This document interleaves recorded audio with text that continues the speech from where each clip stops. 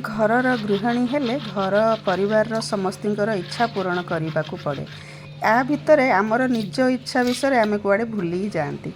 आज मु बनाऊँगी मोर फेवरेट डिश दाल मखनी पाई मु रातिरे भिजई नहीं गोटा बिरी डाली आ चना डाली मुठे राजमा मुठे पड़वा कथा जेहेतु मो पाखे राजमा नाला मुझे आप नहीं पारती। तापर एटा को भल कि धोईकी तार जो ग्रीन कलरटा बाहर से बाहर करिकी पूरा पानी क्लीयर है पर्यंत धोईकी कुकर रे 8-10टा रसुण पाखुड़ा आ लुण स्वाद अनुसार आउ कश्मीरी रेड चिली पाउडर गोटे चामच देकी 4टा सीटी देकी सिझे नबा।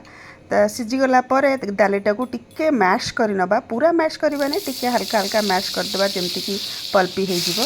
तापर यार तड़का रेडी कर नबा। मु गोटे पैन रे नहीं बटर आउ ऑयल तादरे पकेली अदा रसुण paste, Kashmiri red chili powder आउ गरम मसला आउ 3टा टमाटर को मुझे प्यूरी कर सिंपल ग्राइंडिंग कर सेटा को देदेली। देकी मसलाटा को भल कि कषि नबा जेपर्यंत तेल बाहरी न जाइए। देखो तेल बाहरी आसलानी। एबे डालीटा को आम आधे ऐड करदबा। डाली ऐड करी गोलैकी जी पानी दरकार देकी गोलै नबा।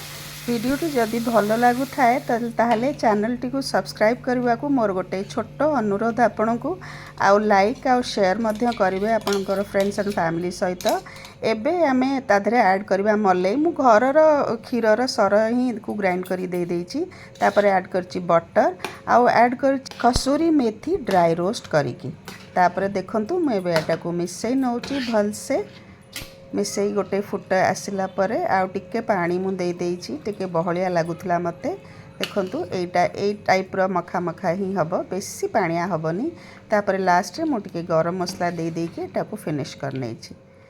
देखंतु मु बाड़ी नउची खाइबा को। आज मु खाइबी मो हिसाब रे। पंडा बाबू नाहांती। पंडा बाबूंकर एक्चुअली एलर्जी अच्छी मिल्क प्रोडक्ट रु, सेथि पई घरे घी मलई बटर ए सब जिनस बनेनी घरे से थिला बेले कहीं डबल काम मत पड़ो। सी तो मना करती किंतु मत ही डबल पड़ो। मो अलस्वामी रे मु बनाएनी अलग अलग करिकी। से जेहेतु नाहांती आमे माँ पुओ पूरा माने बोबाल करिकी मलई बटर घी जिनस एबे खाऊ। आपण निश्चय ट्राई करेंगे आ ट्राई करके मते जनइबे केमती हेची। मोर दाल मखनीटा किंतु बहुत टेस्टी हेची। खाई कि आज आत्मा तृप्त हो गला। जय जगन्नाथ। रही मिली नेक्स्ट ब्लॉग रे।